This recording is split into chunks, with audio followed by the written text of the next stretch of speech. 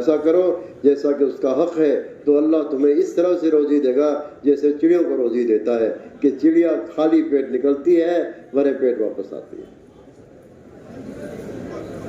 اللہ ہمیں ایمان کا راستہ سمجھنے کی توفیق دے۔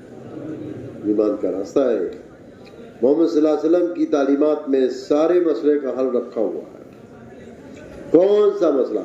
کسی بھی مسئلے میں آپ نے کسی دنیا والوں کے رحم کرم پر اپنی امت کے کسی فرد کو نہیں حوالے کیا ہے اور نہ چھوڑا ہے۔ ملک مال والوں کے حوالے نہیں کیا سرکار نے آسمانی تعلیمات کے مطابق اپنی امت کو دین دیا ہے۔ کیا دیا ہے؟ اپنی امت کو دین دیا ہے، کسی کے رحم کرم پر نہیں چھوڑا۔ اپنے بیماروں کا علاج صدقے سے اور استغفار سے کیا کرو۔ ہم لوگ جب چاروں طرف سے تھک جائیں گے نا تو کیا کہیں گے؟ ارے کچھ صدقہ کر دو، 2 روپے کا، 4 روپے کا۔ صدقہ بھی ایسا اچھا کرو کہ کسی کے گھر کا کچھ کام چل جائے، پھر دیکھو کیسا مسئلہ حل ہوتا ہے۔ استغفار کرنا بھی ہم نہیں جانتے۔ گھر میں تعلیم ہوگی تو چھوٹا بچہ کیا کہے گا؟ امی حدیث کے اندر روزانہ سنتے ہیں بھائی کو بخار آ گیا ہے، کچھ صدقہ بھی کر دینا چاہیے، اور ہم سب مل کر استغفار کریں۔ بچہ کہے گا، بچہ۔ بیمار کو اچھا کرنا کس کے ہاتھ میں؟ اور نبی نے فرما دیا اپنے بیماروں کا علاج کس سے کیا کرو؟ صدقے سے اور استغفار، صدقے سے اور استغفار۔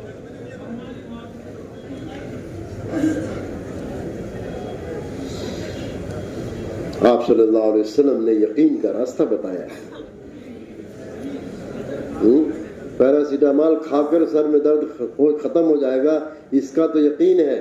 اور کلونجی پر سرکار نے فرمایا کہ کلونجی موت کے سوا ہر بیماری کا علاج ہے، مگر یقین کی مایا ہماری کھوئی پڑی ہے۔ یقین کی بنیادیں ہماری کھوئی پڑی ہیں۔ نبی کی تعلیم پر آؤ، پھر دیکھو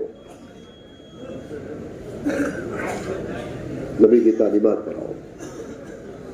یقین جتنا ٹھیک ہوگا اللہ کا غیبی نظام ساتھ ہو جائے گا، اللہ کا غیبی نظام ساتھ ہو جائے گا۔ اس لیے میرے بزرگوں، ہمیں اس مبارک کام میں استقامت کے ساتھ چلنا ہے تاکہ موت تک دین پر قائم رہے، موت تک دین پر قائم رہے۔ اپنے گھر والوں کو بھی، چھوٹے بڑوں کو محنت میں لگاؤ۔ گھر کی تعلیم کے ذریعہ گھر والوں کی حفاظت کرو۔ اپنی بستیوں میں، اپنی مسجدوں کے ماحول میں ایسی دل لگا کر دعوت چلاؤ کہ ہر گھر میں تعلیم شروع ہو جائے، ہر گھر میں 5 عمل کے ساتھ، اور گھر کے ہر چھوٹے بڑے محنت سے جڑے۔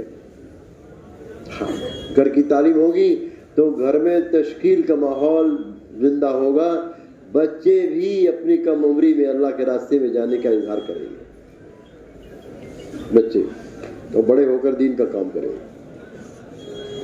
دنیا تو سلوٹوں کی چیز ہے، دنیا سلوٹوں کی چیز ہے۔ رزق اللہ کی طرف سے متعین ہے، رزق اللہ تعالیٰ کی طرف سے طے ہے، اللہ کے نبی کی دعاؤں میں ہے، اے اللہ مجھے ایسا ایمان عطا فرما جو میرے دل کی رگ رگ میں اتر جائے، اور یقین صادق کی دولت عطا فرما کہ میرے دل میں یہ بات بیٹھ جائے جو کچھ ہوتا ہے تیرے کرنے سے ہوتا ہے،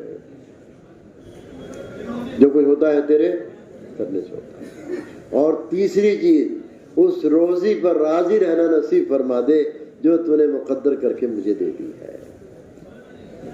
اگر راضی نہ ہوئے تو پریشان رہیں کہ نہیں رہے؟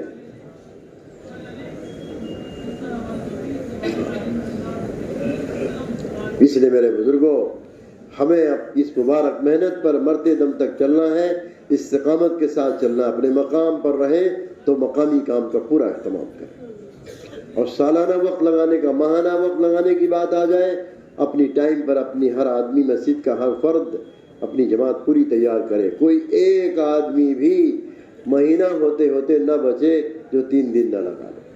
وہاں یسوع صاحب فرماتے تھے یہ کام چل کر دیکھنے کا ہے، دیکھ کر چلنے کا نہیں ہے۔ کسی کو کام نہیں سمجھا سکتے جب تک کہ چل کر نہ دے۔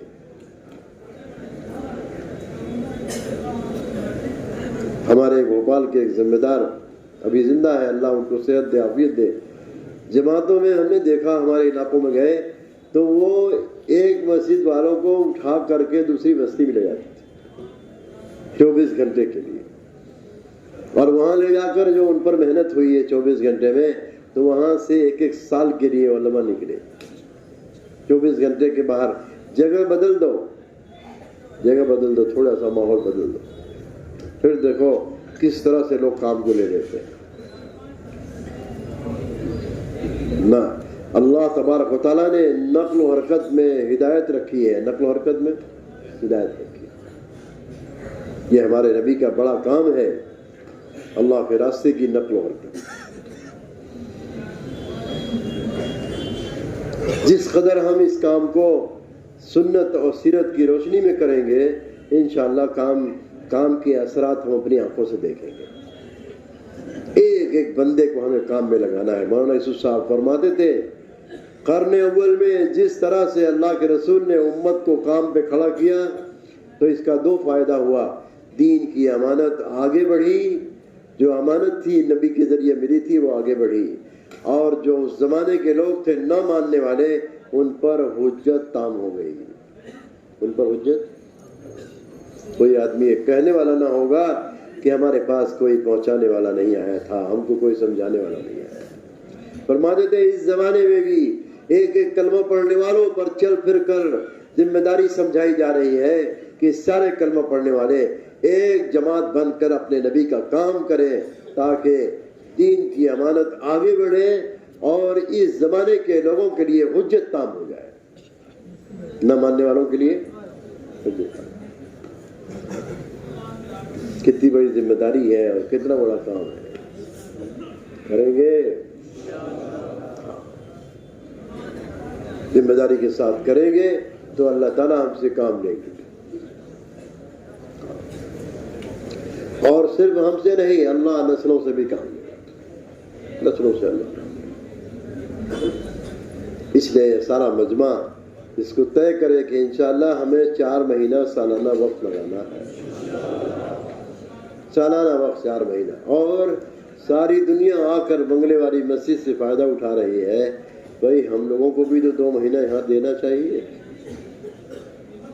جو غریب افریقہ میں 4 مہینہ لگانے کے لیے اجتماع میں آئے تھے، 25 جماعتیں تھیں، اور اتنے غریب تھے کہ 24 گھنٹے میں ایک مرتبہ کھانا کھاتے تھے.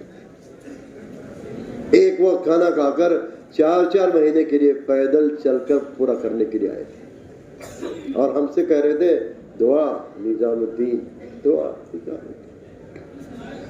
کر دیے. ہم بھی نظام الدین ہندوستان جائے، نظام الدین جائے. تو 6 مہینہ دینا ہے، کتنا دینا ہے بول